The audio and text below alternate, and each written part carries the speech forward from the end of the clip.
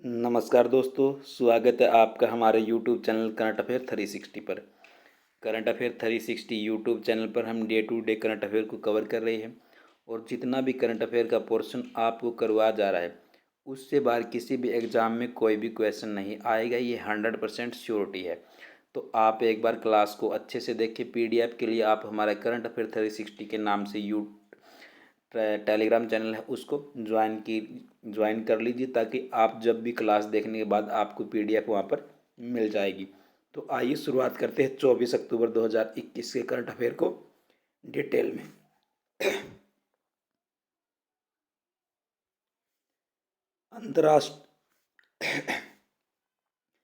अंतर्राष्ट्रीय राजनयिक दिवस 24 अक्टूबर को। जो अंतर्राष्ट्रीय राजनयिक दिवस होता है वो कब मनाया जाता है? 24 अक्टूबर को। अंतर्राष्ट्रीय राजनयिक दिवस हर साल 24 अक्टूबर को मनाया जाता है। हर साल मनाया जाता है ये कब? 24 अक्टूबर को। इस दिन का उद्देश्य प्राचीन काल से दुनिया के आकार देने, जो प्राचीन काल से दुनिया को आकार देने, ग्रह को बेहतर स्थान बनाने के लिए राजनयिकों द्वारा, जो हमारा ग्रह है उसको बेहतर स्थान बनाने के लिए जो राजनयिक होते हैं उनके द्वारा क्या योगदान दिया गया, उस योगदान को याद करने के लिए इस दिवस को मनाया जाता है। इसका उद्देश्य आम जनता के बीच राजनयिकों के जीवन की धारणा और वास्तविकता के अंतर को मिटाना है। जो एक आम जनता और एक राजनयिक है उनके जीवन के बीच जो धारणा और वास्तविकता का जो अंतर है उसको मिटाना इस दिवस का लक्ष्य है। 24 अक्टूबर 2017 को ब्रासीलिया में राजनयिकों का पहला अंतर्राष्ट्रीय दिवस मनाया गया। पहला अंतर्राष्ट्रीय राजनयिक दिवस कब मनाएगा? 24 अक्टूबर 2017 को। और कहाँ पर मनाएगा? ब्रासीलिया में।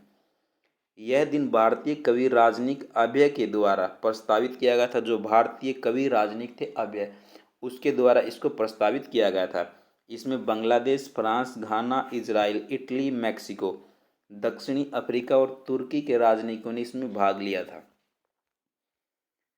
आगे हमारा विश्व पोलियो दिवस 24 अक्टूबर। विश्व पोलियो दिवस कब मनाया जाता है? 24 अक्टूबर को। पोलियो टीकाकरण और पोलियो उन्मूलन के बारे में जागरूकता बढ़ाने के लिए प्रति वर्ष 24 अक्टूबर को विश्व पोलियो दिवस कब मनाया जाता है? हर वर्ष 24 अक्टूबर को इसको मनाया जाता है। रोटरी इंटरनेशनल द्वारा इस दिवस की स्थापना, जो रोटरी इंटरनेशनल है उसके द्वारा इस दिवस की स्थापना कब स्थापना की गई थी? किसको?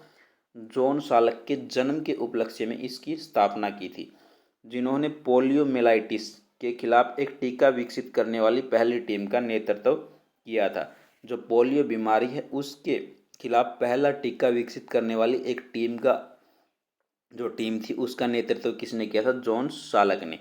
इनको ही पोलियो के टीके का आविष्कारक भी माना जाता है। विश्व पोलियो दिवस के लिए 2021 की थीम है एक वादे पर delivery, delivering on A promise. एक वादे पर डिलीवरी, ये विश्व पोलियो दिवस 2021 की हमारी थीम है। आगे हमारा पोलियो एक अपंग और संभावित घातक संक्रामक रोग है। इसका कोई इलाज नहीं है लेकिन सुरक्षित और प्रभावी टीके। इसका वैसे कोई इलाज नहीं लेकिन इसके लिए सुरक्षित और प्रभावी टीके हैं। टीकाकरण द्वारा पोलियो को बचा जा सकता है। पोलियो का टीका कई बार दिया जाता है, लगभग हमेशा एक बच्चे को जीवन भर बचाता है। 5 वर्ष से कम आयु के बच्चों को हर महीने पोलियो की दवा भी पिलाई जाती है। इसलिए पोलियो उन्मूलन की रणनीति हर बच्चे को तब तक प्रशिक्षित करके संक्रमण को रोकने पर आधारित है जब तक संचरण बंद न हो और दुनिया पोलियो मुक्त न हो जाए। जब तक दुनिया, अपने इंडिया में क्या है, एक प्लस पोलियो अभियान चलता है, उसके तहत जो 5 वर्ष से कम आयु के बच्चे हैं उनको हर महीने पोलियो की दवा पिलाई जाती है। आगे हमारा संयुक्त राष्ट्र दिवस 24 अक्टूबर 2021 को। जो संयुक्त राष्ट्र दिवस है वो कब मनाया जाता है? 24 अक्टूबर को। द्वितीय विश्व युद्ध के बाद दुनिया में बहुत से देशों ने शांति और सद्भावना कायम करने के लिए एक संगठन, जब द्वितीय विश्व युद्ध हुआ था उसके बाद सभी देशों ने क्या किया था? बहुत से देशों ने शांति और सद्भावना को कायम करने के लिए एक संगठन की स्थापना का विचार रखा था और उस संगठन का क्या नाम है? संयुक्त राष्ट्र संघ विचार रखा और इस दिशा में समन्वित प्रयासों से संयुक्त राष्ट्र की स्थापना पर विचार किया गया। संयुक्त राष्ट्र घोषणा पत्र तैयार किया और उसे 24 अक्टूबर 1945 को लागू किया गया। जो संयुक्त राष्ट्र का घोषणा पत्र है वो 24 अक्टूबर 1945 को ही लागू किया गया। इस तरह 24 अक्टूबर को प्रतिवर्ष संयुक्त राष्ट्र दिवस मनाया जाता है और इसलिए क्या है जो 24 अक्टूबर को हर साल अंतर्राष्ट्रीय संयुक्त राष्ट्र दिवस के रूप में मनाया जाता है। आगे हमारा फैजाबाद जंक्शन का नया नाम अयोध्या कैंट होगा। उत्तर प्रदेश जिले में जो फैजाबाद जंक्शन है उसका नया नाम क्या दिया गया है? अयोध्या कैंट। उत्तर प्रदेश के अयोध्या जिले में स्थित फैजाबाद जंक्शन का नाम बदलकर अयोध्या कैंट करने का फैसला किया गया है। मुख्यमंत्री कार्यालय ने शनिवार को ट्वीट करके इसकी जानकारी दी। ट्वीट में कहा, उत्तर प्रदेश के मुख्यमंत्री श्री योगी आदित्यनाथ जी ने फैजाबाद रेलवे जंक्शन का नाम बदलकर अयोध्या कैंट करने का निर्णय लिया है। किसका? जो फैजाबाद रेलवे जंक्शन है उसका नाम बदलकर अयोध्या कैंट कर दिया गया है। फैजाबाद रेलवे स्टेशन की स्थापना 1874 में हुई थी। मौजूदा समय में यह उत्तर रेलवे के अंतर्गत आता है। यह लखनऊ वाराणसी रेल मार्ग पर स्थित है। कहाँ पर? जो लखनऊ से वाराणसी के बीच रेल मार्ग है उस पर यह स्थित है। आगे हमारा नीरा टंडन बनी व्हाइट हाउस की स्टाफ सेक्रेटरी।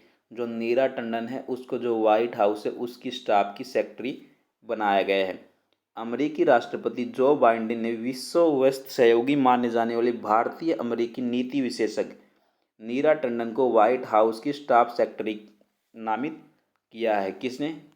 नीरा टंडन को जो व्हाइट हाउस है उसकी स्टाफ सेक्रेटरी बनाया गया है। बाइडेन की वरिष्ठ सलाहकार टंडन को इस पद पर शुक्रवार सुबह को नामित किया। कब? शुक्रवार की सुबह इसको नामित किया गया। इस पद पर आसीन व्यक्ति को इस इमारत के सबसे शक्तिशाली व्यक्तियों में से माना जाता है। जो ये पद है इस इमारत का जो सबसे शक्तिशाली व्यक्ति है उसको ये दिया, इस सबसे शक्तिशाली व्यक्ति का पद इसको माना जाता है।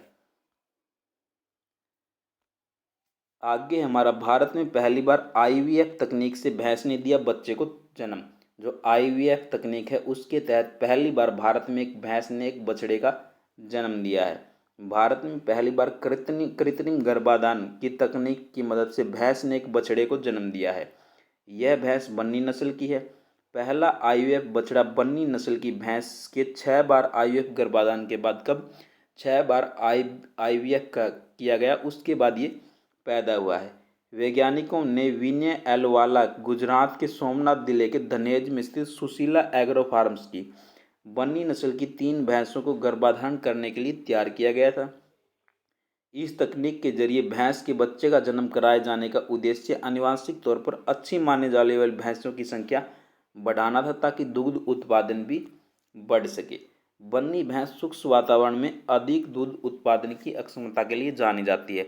जब शुष्क वातावरण होता तो जो बन्नी भैंस है उसकी दूध उत्पादन अक्षमता बढ़ जाती है। आगे हमारा राजस्थान में 100% टीकाकरण वाला जिला बना प्रतापगढ़।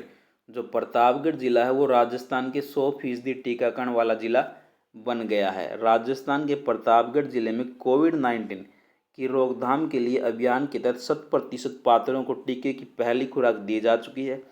प्रतापगढ़ राज्य की उपलब्धि हासिल करने वाला ये पहला जिला बन गया है और तब प्रतापगढ़ राज्य राजस्थान का पहला जिला बन गया है जिसने 100% टीकाकरण कर लिया है। चिकित्सा मंत्री डॉक्टर रघु शर्मा ने यह जानकारी दी। इसके बाद हमारा मित्रा के सीईओ अमर नागाराम का निधन। जो मिंत्रा ऐप है एक अमेजन ई कॉमर्स कंपनी की तरह, उसके जो सीईओ थे नागाराम, उन्होंने इस्तीफा दे दिया है। फैशन क्षेत्र से जुड़ी ई कॉमर्स कंपनी मित्रा के मुख्य कार्यपालक अधिकारी अमर नागाराम ने अपने पद से इस्तीफा दे दिया है। वह पिछले 3 साल से कंपनी के प्रमुख पद पर थे। बताया जाता है कि नागाराम अपना खुद का उद्यम शुरू करना चाहते हैं। वो 3 साल से कंपनी के प्रमुख पद पर थे, अब वे अपना खुद का उद्यम स्थापित करना चाहते हैं, इसलिए उन्होंने इस्तीफा दे दिया। कहाँ से? मिंत्रा के सीईओ से। ये थी हमारी आज की 24 अक्टूबर की इम्पोर्टेंट करंट अफेयर। और जितना भी आपको करंट अफेयर का पोर्शन करवाया जा रहा है उससे बाहर किसी भी एग्जाम में कोई भी क्वेश्चन नहीं आएगा। थैंक यू दोस्तों, हैव ए नाइस डे। पढ़ते रहो और आगे बढ़ते रहो।